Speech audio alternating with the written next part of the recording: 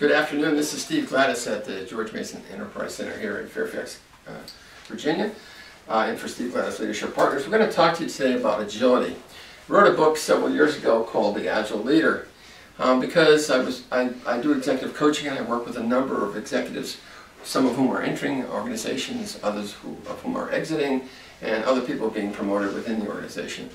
And one of the things we noted is that people really need to be agile.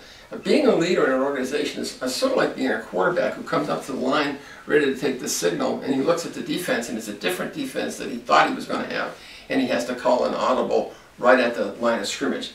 He has to change his game and adapt to the changing defense and the changing conditions, and that's exactly the way it is here. In business, in government, both of which I've been in, and can tell you that they're the same animal and just a different sort of breed. But being agile, being able to adjust to the environment is absolutely critical, and so that's why we did this book. And so what we're going to talk about today is only a portion of it, but 3 areas that we're going to cover in the next coming videos is what is trust and how does it work, why does it work the way it works, and why is it important. We're going to talk about politics and power, and how there's this thing called the power seesaw, and how that works when you come in, especially when you come into a new organization and you start making a lot of changes before you really know the dynamics of the organization. We'll give you a couple of warnings there, and then how to have tough talks.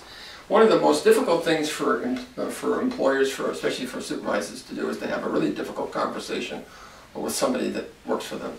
It's difficult for everybody.